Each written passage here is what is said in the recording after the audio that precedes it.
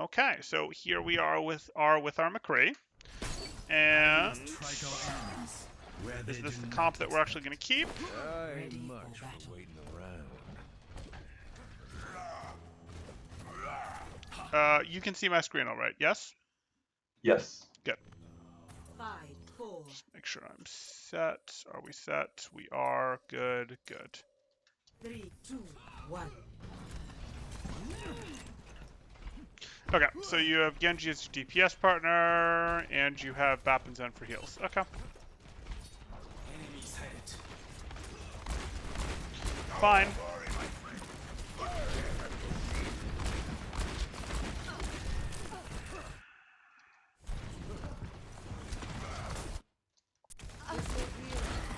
Okay, so what is standing here getting you?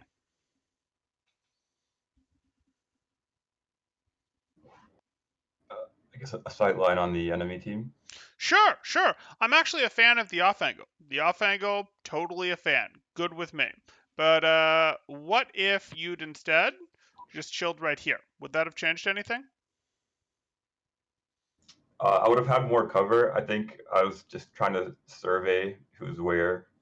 But I take your point. Yeah, no, all good. We want to be aware we can have the covering part of our screen. Like that's totally fine with us. This is sort of now a situation where if you want to sustain yourself here, if you get in trouble, you're going to have to use your roll to get to cover. When we would prefer to be in a situation where we could just take one step and be fully covered by the cover. So not a big deal.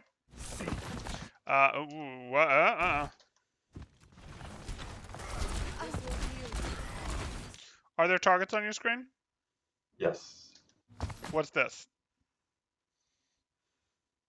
Unnecessary reload, I suppose. You got it. You got it. And that is going to cut into your uptime. That is going to cost you damage, and that is going to cost you pressure on the opposing team, which is more that they can do. I mean, another shot on either of those heroes might not be an elimination, although a headshot on that Moira would certainly be very, very nice. But it is going to put them under even more pressure and get them more panicky in terms of them having to go harder for cover and their Ana perhaps panicking or the Moira perhaps panicking and using more cooldowns, which is going to help you and your team.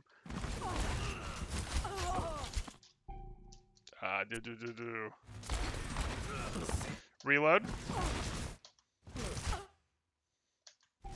So you just saw that, I'm sure. Like, this is going to be a little painful, I think, for you to watch now, but you just saw that you just reloaded with 2 ammo, and then you just reloaded after shooting one more shot here. When you were never really without targets. Like, looking over here and seeing nothing doesn't mean there aren't targets available, just because there aren't targets on your screen for a moment, right?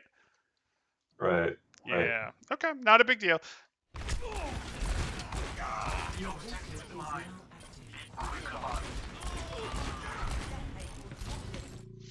Okay. Probably roll there. Like, you're taking a look here. You want it, I get it. You just got hit by it, and now you're sort of in a next shot win type scenario, and yeah, you have a faster fire rate than him, but I don't know. I think if you think you're better than these guys, you sort of need to value your own life more highly and go, I'm going to survive rather than get the elim, right?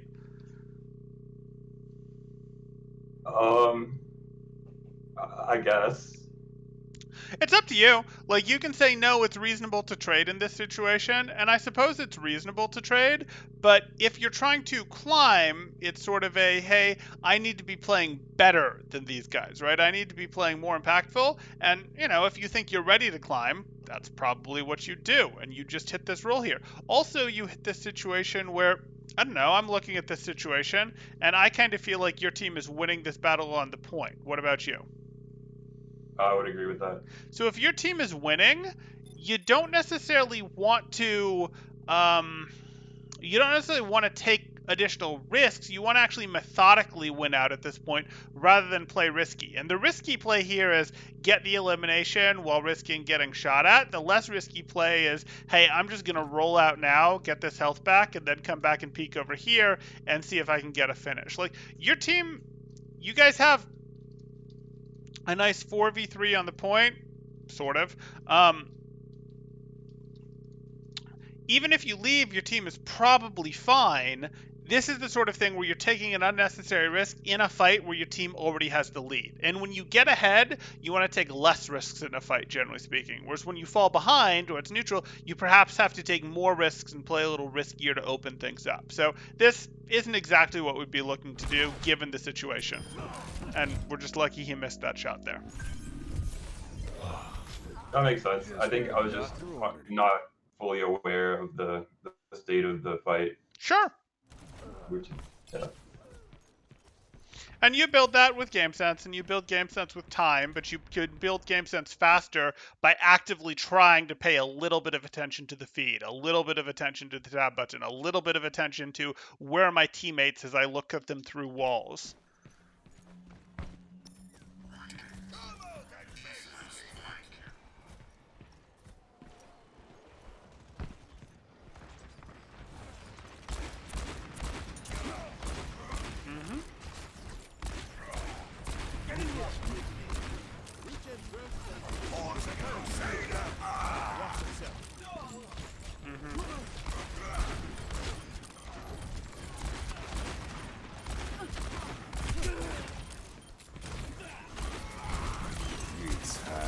Good. You're gonna have to drop. Okay. Okay. I'm not worried. I mean, obviously we would have hoped to get an elimination faster over here. You got your elimination here. You got your elimination here. This elimination, unfortunately, was probably wrong because it's a case of, hey, yay, I went and got this elimination. When it's like, okay, but the point flipped, and now as I'm effectively staggering as I'm getting this elimination, where we did need to drop and try to go, okay, can I flash fan someone down here? Can I do a little bit of work down here? Maybe try to fish for one more before the point actually flips, but not a big deal. So the reason being the point flipping? Yes. Is what? Okay. So what we're looking at here, I'll go back. This is fine. But I already know that if you don't drop, this point is going to flip. I can see that there's two people on point. I can see that nothing's really been stopping this point from flipping here. You pretty much have to go to point here because if you don't go to point, the point flips. And you're actually okay if the point flips after you're eliminated and already on your way back to spawn, or you're okay if the point flips and you get out alive. But you're not going to get out alive at this point, and we both know that. So you need to stop the point from flipping because now they actually have the option of staggering you harder. See, now it's flipped, and now they're getting percentage cap. And now that's 2 percentage cap, and that's not some like huge deal, but that's 2 percentage cap that they got after you got eliminated. And did getting the elimination on this Hanzo really do you any good? Is your team now going to win this fight? Was there any real chance of your team winning this fight? No, it's lost. Right, and since it was lost, the Hanzo elimination might have been like, yeah, that feels good. But honestly, the Hanzo elimination was totally irrelevant, and you were better off just dropping down here and seeing, well, it's going to be harder because there's a bunch of people down here, but I'll try to get an NLM. I'll try to chunk a bunch of damage into the Rhine. I'll try to do something like that, even though it's harder, because there's just no point in this if the point flips. If I'm down here, I'm making them eliminate me from the point before they can flip it. So I'm going to respawn, and when I respawn, let's get there. I think our BAP needed to learn the same lesson. Oh, absolutely. But it's the sort of thing where you having that lesson is a little better than neither of you having that lesson, because now you've respawned and it's at 11% when it could be at 9%. So you could make the push 2% sooner. Now, maybe not in this case, because maybe your BAP is going to stagger, or maybe your team is going to take the fight because your BAP is still there. But here, you'd have been here 2 seconds sooner, and you have a real team fight of a sort happening. And your team was taking this 5v6 without you for 2 seconds when, okay, maybe the whole situation changes because maybe your BAP doesn't go up there and the Hanzo doesn't do that. But let's pretend that the BAP still is there even if you don't get the Hanzo, which isn't necessarily a fair assumption. Like, you could have been back here 2-3 seconds earlier, and 2-3 seconds earlier, that's 2-3 seconds less that your team was having to take a 5v6 during, and was more likely than not to lose someone and throw the fight. So the equivalent of like die on cart, die on Yes, point. you got it. As long as you have control, yes.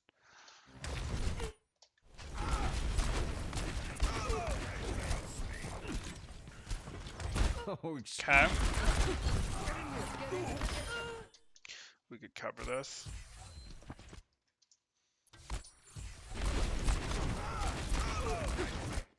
Okay. You sort of canceled the reload into a roll. Good. just what the doctor ordered. Okay. You're not really in this fight, so if you get this, great, and you might get this because you got the jump on him. But now you sort of doomed yourself here, right? Where it's like, oh shoot, I'm in the middle of the lane with no cover in a fight that my team has already really lost, right? Yeah, I think that might be one of my main issues because even in the replay, it took realizing only now that my Yeah. whole team is. Right, right. Like it's not a big deal, but your Genji's back here, your ball's back here. Two more people haven't even spawned yet. This fight is over. They won, Yeah, and it's annoying because you got this Zarya, but they won, and here you are, and it's like, okay, well now this is more time that's being lost to them getting point control, and you're still not gonna get out, right? Right? Okay. I'd be offended if you got out.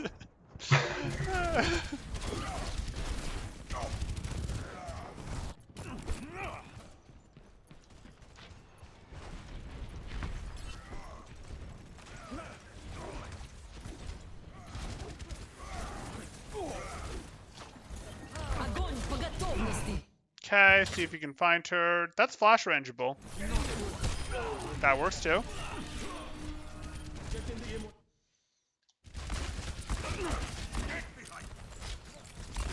Nice.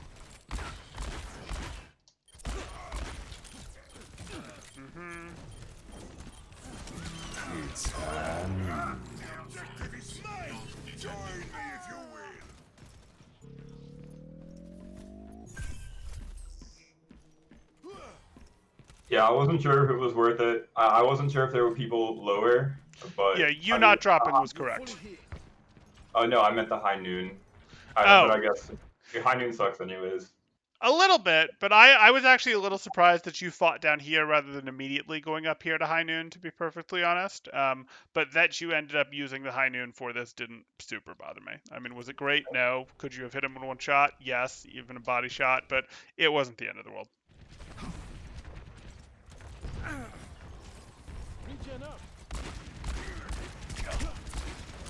Let them up.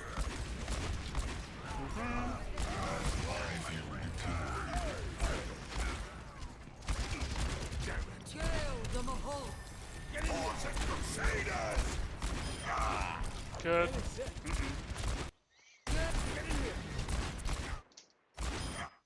Okay. I mean, that guy's still lying down right over there. Oh no, you did fire your last shot.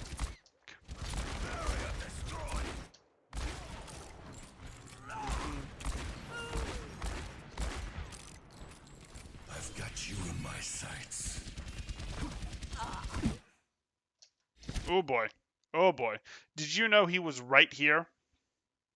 Yeah, I could see the shots.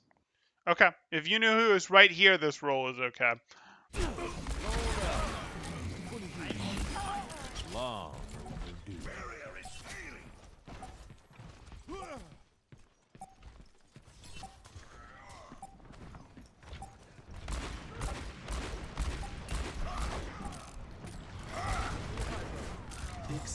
Okay, so far we've seen some reload issues, but by far the bigger issue is understanding when fights are over and what that means in terms of, hey, I got to touch the point, or I got to get eliminated, jump off a cliff, go shoot at a squishy that will scare them into eliminating me fast enough, something along those lines so that your team gets more actual team fights that they can win. But let's see what we get in future rounds here.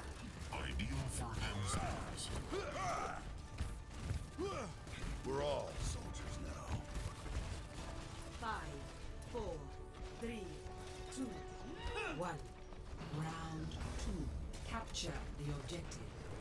Okay, are we going for the high ground?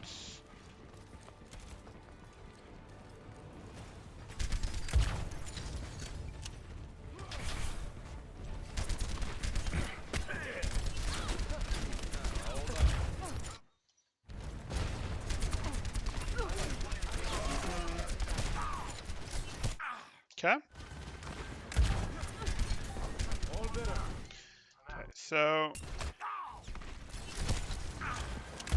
who is this Helix rocket for?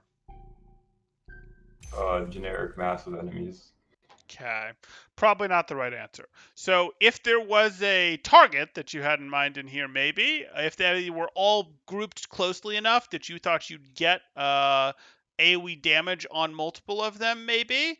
But generally, what you're doing for your Helix rockets is you're either shooting Helix rocket as a bit of a finisher at their feet to finish someone off that you've hit your shots on, and you just need a little bit over the edge, and you continue to try to do left clicks on them, but you throw the right click towards their feet, towards where you think they're going, lead projectile, etc.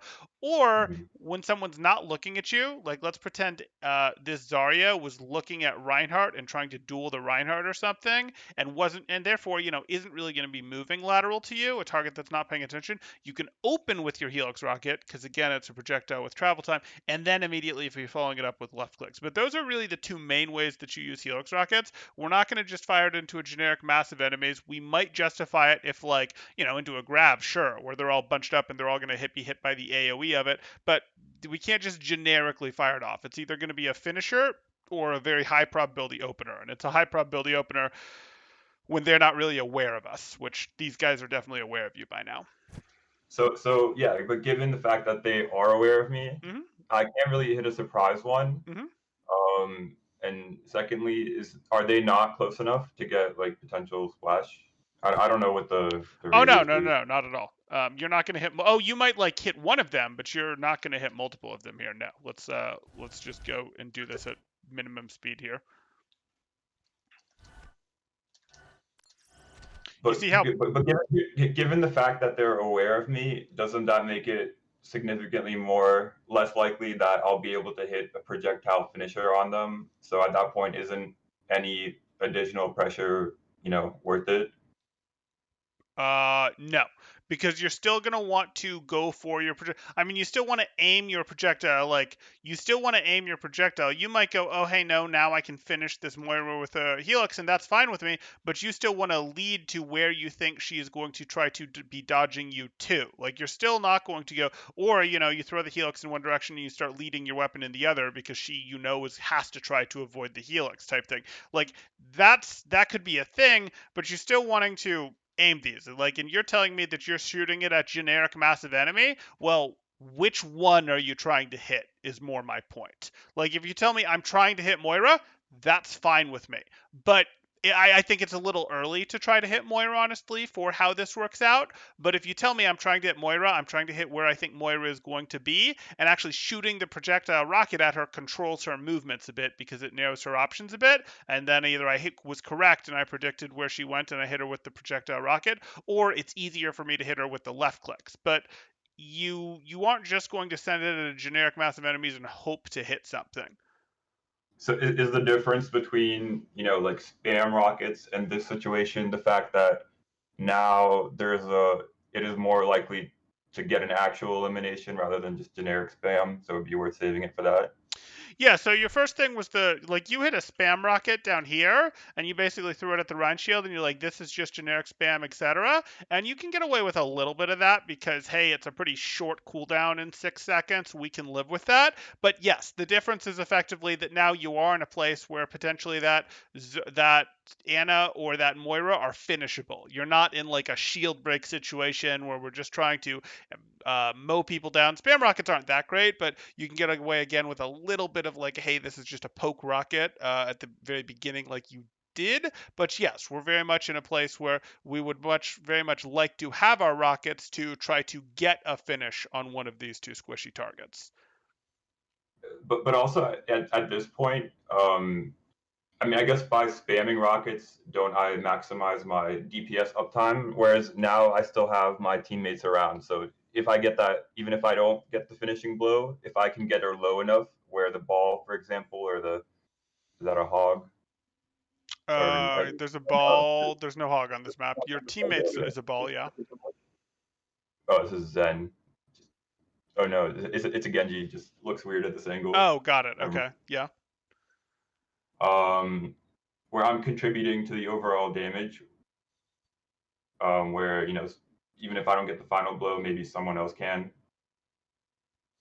Sure. I mean, it's fine if you go, hey, it's fine if someone else gets the final blow. That's not a problem for you whatsoever. But there's always opportunity cost of firing out a rocket. You fire out a rocket that doesn't get a finishing blow, and then the McCree High Noons from the other side of the map and would have been super easy to stop with your rocket. Like, there's always an opportunity cost to these things where it's a, hey, I use this and shoot, now I don't have this ability. And rocket tends not to be a in terms of when you're going to get value out of Soldier. He tends not to be a I am going to off cooldown throw out rockets. Like there are certain abilities for a couple heroes where you more end up doing something like that. A good example of those would be stickies on Echo. You don't really need those to protect yourself with. You don't really use those for, hey, I'm going to make sure I get enough value out of this. You can sort of get away with using those on cooldown. The same is not really going to be true for your Helix rockets. Like no, the answer is not. We just spend Helix Rocket on cooldown to try to weaken the enemy team, to try to outvalue them, because we are going to want it for things like for McCrees that show up. If a McCree shows up in your face right now, like a McCree comes up here, for example, you're just gonna lose, and that's potentially okay if hey the odds of that happening versus the odds of okay, well, this is decently likely to get me the elimination because of how I used it, fine. And it's decently likely to get you the elimination if you use it as a finisher. It's also decently likely to get you the elimination if you shoot it at a target that isn't aware of you, because then you're immediately going to be following it up with your main damage. You're going to hit it with a direct, and a direct rocket, of course, is going to do more damage than a splash damage rocket. So, like, there's that, but, you know, when a Tracer shows up on you, when a McCree shows up on you, when any of these things show up on you and you now don't have your rocket and you didn't have a good probability of getting an elimination with that rocket, that becomes an issue. Like you've softened yourself up and you don't have the best ability to hold this high ground that you've now earned anymore. I see. Okay, so as opposed to Rhyme Charge, don't use it on cooldown. As opposed to Rhine Charge, don't use it on cooldown? I'm just joking. Okay, got it. You threw me for a second there. I'm like, uh-oh. The objective is now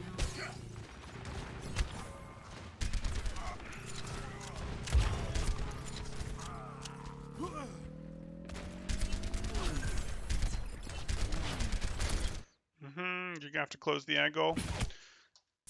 Okay, so let's take a look here. Okay. How many people are trying to fight you right now? I guess mainly the Ash that can actually. Yeah, but it's kind of 3 people are fighting you, right? Like in one level it's the Ash, in one level it's 4 people, but it's kind of like, hey, this Ash that has a Zarya bubble, that has an Anna protecting her, like this Ash isn't really fighting you by herself, is she? No, actually not. You have the high ground and that's cool and all, but like if you're thinking about this, is you fighting this Ash and company distracting her adequately for your ball or let me look at your team, your ball or your Genji to go in and do work on them? No. Right. So you're sort of going, I'm going to 1v3, I'm going to 1v4 with my high ground advantage just because I don't want them to advance and walk forward towards point, and I don't really want them to walk forward towards point either, but I'm not really willing to take a 1v3 to stop them from walking onto point. I might have to before the point flips, but at this point in time, I don't really want to take a 1v3. Like, there's too many sets of eyeballs or too many people's kits that are paying attention to me right now, and I would rather they pay attention to me when my teammates can actually hit crossfire on them, or I would rather they not pay attention to me and shoot at them when they are paying attention to my teammates. Like you're sort of going, I'm going to 1v3 you. And it's just not what we want. Like you're going to be much more effective if you go, okay, yeah, I'll let Ash walk on and Ash gets to here. And now maybe Ash is fighting me, but Ash is fighting me from there and my BAP shoots her at least. Like you can get a little bit more than that. Plus, if I can just sort of like be annoying and be like, no, I'm just gonna break line of sight. I'll keep my positioning, but I'm gonna break line of sight. Let you come in a little bit. That's gonna buy more time for my team to start to get back here. You know, if we can keep her out, that's great. Keeping them out is great if that's how you want to buy time, but this is you effectively 1v3. And again, not the end of the world because you guys have point control. You can't just surrender it, but I'd be much more careful about this. Mm-hmm. So would the rule of thumb for a situation like that be try to minimize like potential damage taken unless your entire team is there? Yeah, you're sort of going, I don't mind you guys paying some attention to me because I'd like you to sort of pay me some respect in terms of slowing down how you advance, but I'm not really wanting you guys, I don't really want to actually open the sight line and seriously fight you guys to any degree while you have 3, 4, 5 people looking in my direction. I just want you to, if I can't actually fight you, I just want you to respect that I'm here. I see.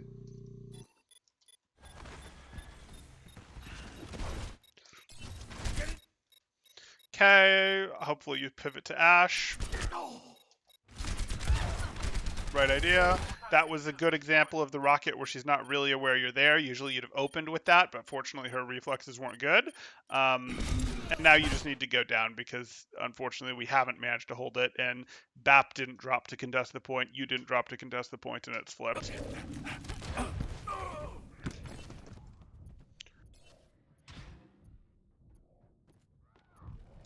Not dead yet.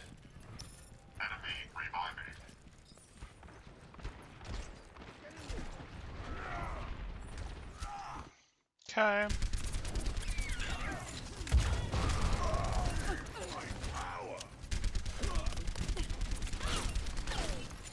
Mm-hmm.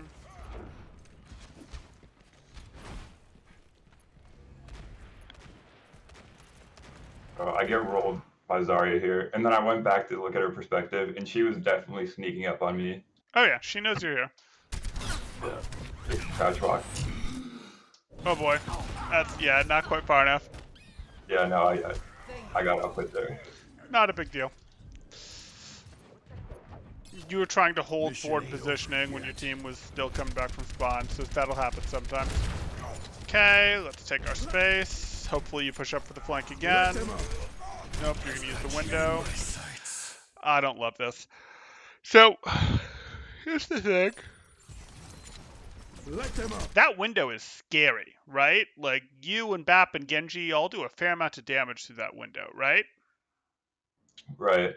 So if I'm the other team, and I see this window, Ryan Shield, back up to here, I'm good. That window's not helping you a ton anymore. Like, it'll let you guys heal your Ryan that's swinging into him pretty hard, but he's just not, him and his team just shouldn't try to fight you through that window, right? They're going to back up to here if they have any idea what they're doing. Yeah, I think when I saw the window, it wasn't a good window. But when I saw the window, I guess I thought he had a good reason for windowing, and for the reason that you outlined, I thought like, okay, well they're gonna back up soon, so I need to pop visor now if I'm gonna make any use of it. Got it. I would strongly recommend against that thinking in general. Windows are hard. Windows are hard, and there's almost always just like even let's pretend that you're here and you visor from here. This would be a reasonably good visor, right? Right, right. But what they Yeah, would do is they'd retreat to here. Like you might get a couple of them, but then they'd retreat to here, right? Or right. here or here. I don't really care. The point is they'd go behind cover. Well, this could be a really good window plus visor because then they they retreat back into you getting visored. Or you visor, they retreat, one of the place they retreat is threatened by the window. That's great. All of those things are great, but do you need more damage threat here? And if you did need more damage threat here, it needed to be immediate, right? Like it needed to be window and visor come out at the exact same moment for it to have any chance of getting value from it getting more value than just a window gets. Because the window, you do some chip damage to them, maybe you get an elimination, and then they're back here. Visor, you do some damage to them, maybe you get an elimination, and then they're back here. So what we want to do is if we use both, we want to use them from different directions. If we see a visor down and the visor's been down for more, or the window's down and the window's been down for more than a second, we know they're already going to be to cover, right? Like this window, even if you expected this window to be better or enemies to be deeper in and therefore more vulnerable, it's never going to take them more than like, if it took them more than 3 seconds to get cover, the window was enough to take them down anyways, right? Right. Like it's just not a very good combo unless you're comboing it from different directions to compromise this cover that they'd like to use. And it's the same thing with High Noon. I've got you in So my in this sights. situation, would it still be worth at this point, instead of popping visor now, given that they're retreating, Hmm.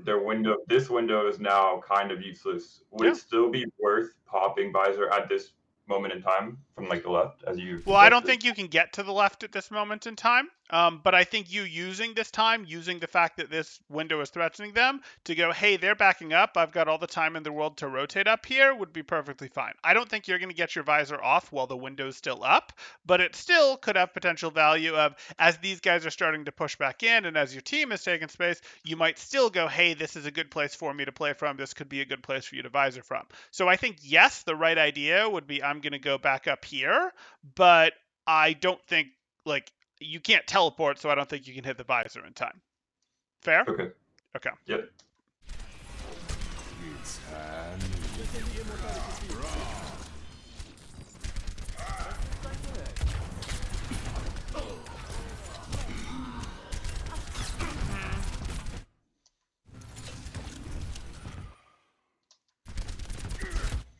Okay. So here we are. Unfortunately, this is pretty over, and we know it. So we just need to reset at this point. And again, you're sort of just stalling this out as their percentage is climbing, right?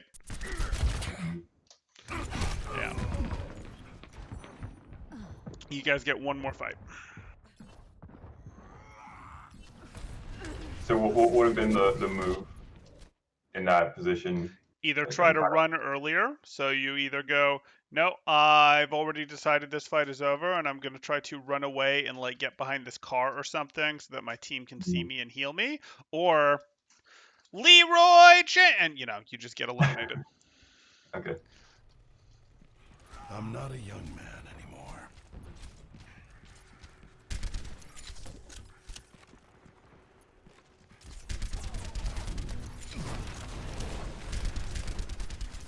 Okay, you should circle through the high ground. Oh, almost. Okay.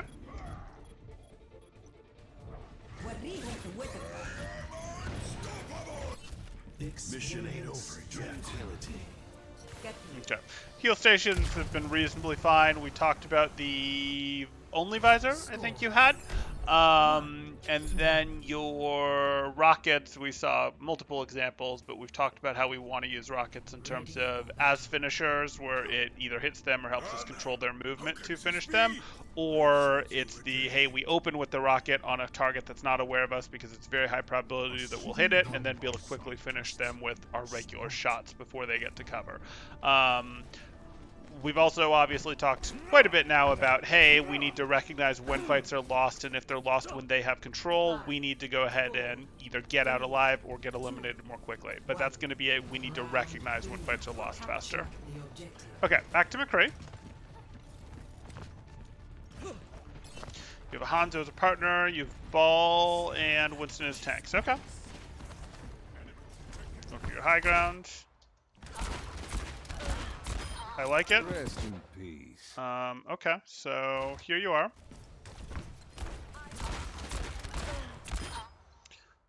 Should this really be a reload or should this be a roll? Yeah, it should be a roll. Yep, roll right at her, flash her, and pick up the second elimination. All good. Rest in Almost.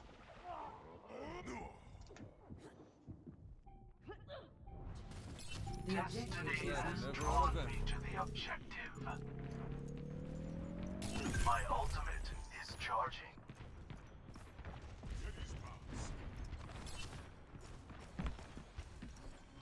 Dein Schutzengel ist da.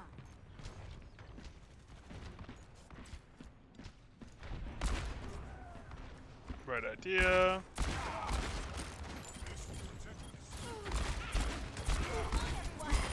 dead to right. Okay, you just heard the shot. Fine. You'll go for the mini. You change this angle, play a little more passive.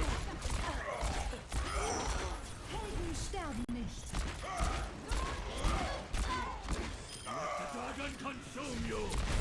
Now, hold up. Not a big deal. So here we are. I mean, at this point, you do know, hey, you hear him, you're missing health. You decide that you're going to go for the try to headshot flash, and I'm assuming no, you had full ammo here. No, I didn't. I didn't try to headshot flash. I was just turning around. Oh, got it. Got it. Okay. Now, hold up. Okay. He got a little of the jump on you. You still got the first flash on him, but he had full health and you didn't. I mean, you just had to make the decision of either I'm going to outfight him, or you know what, because I don't have full health, I'm going to drop, or I'm going to press the X button to try to get the Harmony Orb that my Hanzo is sitting on to take this fight. All options. I see. In that, isn't it better to get flash second, which I think I accidentally did, but I don't know why. Because it's a projectile, so if you get your flash off while their flash is in the air, then you'll be the first one unstunned. Yeah, you'll be the first one free. Yes. So yes, technically for that matchup, if both of your flashes go out, that would be true. You obviously don't want to be so second that he actually gets the flash stun on you before your flash gets out. Yeah, so that's what I was referring to here. We can slow it down and take a look. Yeah, so there could have been a slam X here. There could have been a I give up because I'm only half health here. Instead, you decide to take the fight, which, you know, if you hit the opening headshot, maybe. But unfortunately, this is a case where you both throw out your flashes. You do get the slight flash advantage there. Now, hold on. But, you know, it's the sort of thing where you just didn't have enough health to play with for how this had to work out. And you probably just needed to go, I hate it, but I'm surrendering the high ground if you couldn't get the Harmony. Okay.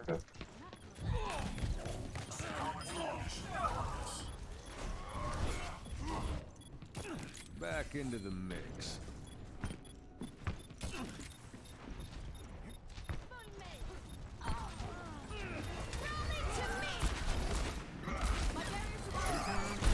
Yep.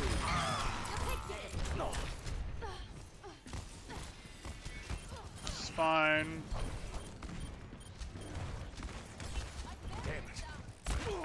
Oh, there. There you go. It's the way. Eliminate him with the flashbang. It's extra points. It's high noon. Whoa there. Are you just confident that he doesn't have Wraith here? I didn't think that deeply about it. Okay. Because this high noon is a high noon. You don't know that those people are there. You know someone else is on the point somewhere, but you don't know that anyone is going to be visible by this high noon except that Reaper. And if that Reaper is Wraith, it's kind of just a wasted high noon, right? Like, you're not going to actually flip the point during the high noon because you don't have any percentage gain on it right now. So, like, I don't love this high noon. And do you understand why? Yes. Cool. Oh, look, he had Wraith. Or he got it back. Fortunately, they stayed off of it. You never, hit the pull, which was good. And they stayed off it long enough, but you could tell they didn't have to stay off of it long enough. They had time to touch it after your high noon had ended. Dein Schutzengel ist da.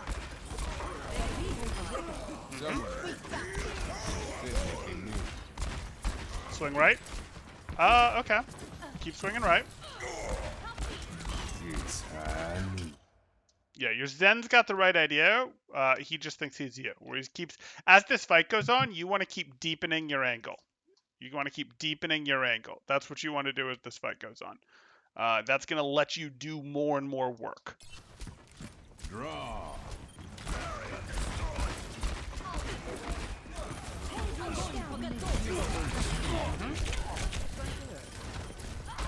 You hear the Tracer. You're going to turn for her? No, you shouldn't have taken that much damage. You're down to 119. You're healed back up to 129. That's plenty. You know the Tracer should be coming around this corner right about now. And you go down from 131 to 5 before you've even got your crosshair over her. That can't happen. So, that's just a, you didn't respect that she existed enough type thing. Yes, it would have meant a little less uptime over here, but you just had to be sort of pre-aimed on her to force her to use her blink earlier, right? Yeah. Okay. That's a hesitant yeah. Do we want to go over this? Would it help if I explained it in a different way? No, so I mean, I knew I was in big trouble from the Tracer since I just flashed. And I guess I should have just thought that, okay, she knows I just flashed, so she's 100% going for me right now, as opposed to maybe if I just LOS her, then I can get healed up a little bit. Right. But also, if you were thinking, I'll just LOS her and get healed up a little bit, I don't know what you're saying on comms here, but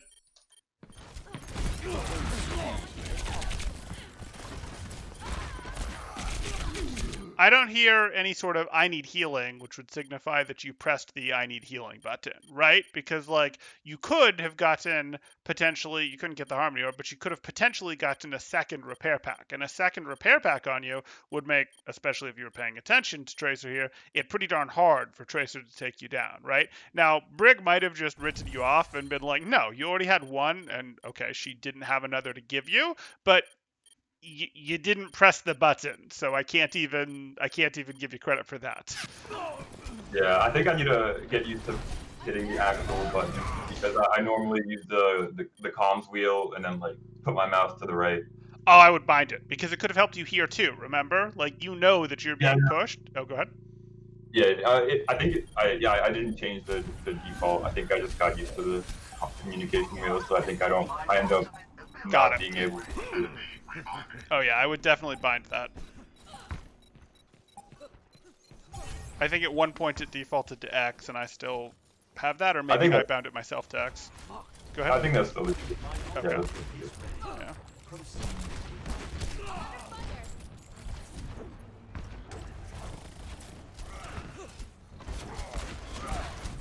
Hear the Tracer.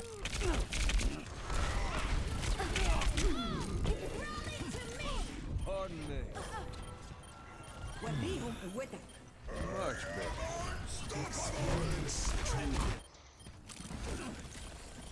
Dein Schutzengel ist da.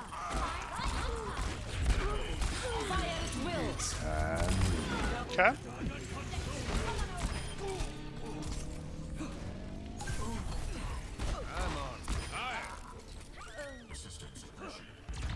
Okay.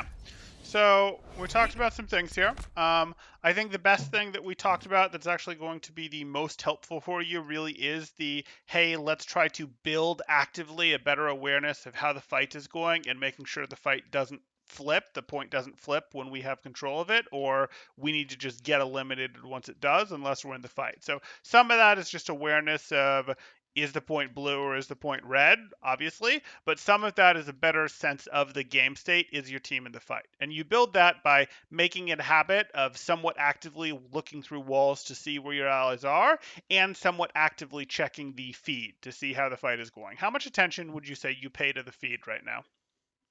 I think I've definitely been trying to do both of those things. Okay. I think it's just when I'm under pressure or Sure. in a duel or something, then I just can't.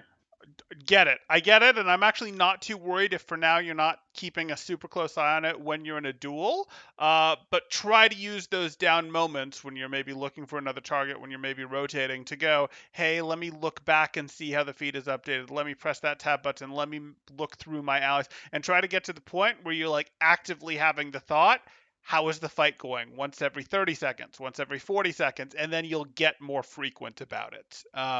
That's sort of how I would build that, if that makes sense. And then obviously, go ahead. Yeah, I do try to do that. I think maybe the kill feed is something I need to pay even more attention to because sometimes, if I haven't been paying attention, then if I press tab, it's not necessarily indicative of right. Is it what the state of the fight is, because it could be like fresh respawns. Right. Tab alone is not enough. Tab is Yeah, one tool in your view into the fight, but and is the easiest tool to use, but it's not perfect because you're right. You need to have some semblance of wait, when did people go down, and you also can use, hey, I can see my allies through walls, so like I can see that two are alive, or four allies are alive, but wait, two of them are right here, type thing. So that definitely matters. I would say that's going to be a thing that you want to work on. We saw a little bit about the McCree reload thing, but I'm not actually super worried about that because that mostly faded. You're still doing a fair number of one ammo reloads, but one ammo reloads don't bother me as much because the opportunity cost involved really isn't as big if you see even a small window to reload when you have one shot left versus say 4 or 5 shots left. So I'm less worried about that. But what I am still worried about is I do want you to go, hey, I'm not just going to ignore this tracer. I'm not going to do this. Like, I want you to be a little more. I actually do think using that I need healing button, like going, no, it's important that I hold this space, or no, it's important that this tracer doesn't punish me, that I just put myself into a position, not put yourself, but like, I don't have flash and she knows it. It's important. I want to press that X button. Like, that is something that is going to be important. We've talked about the point control, the tracking the fight. That's important. But also that X button is something that is really actually makes a difference there because you don't yell at your healers or anything, and I'm not saying you do, but you just go, hey, I'm going to press this, and sometimes that is going to result in me being able to hold meaningful space that helps my team here. Like your Zen's mostly going to be like, I don't know what you want it for, but sure, have it. And then you have it, and you can do this cool thing called beating the other McCree for this fight, or you can do this cool thing called, beating the other Ash in this fight, whatever the case may be there. So that can absolutely help.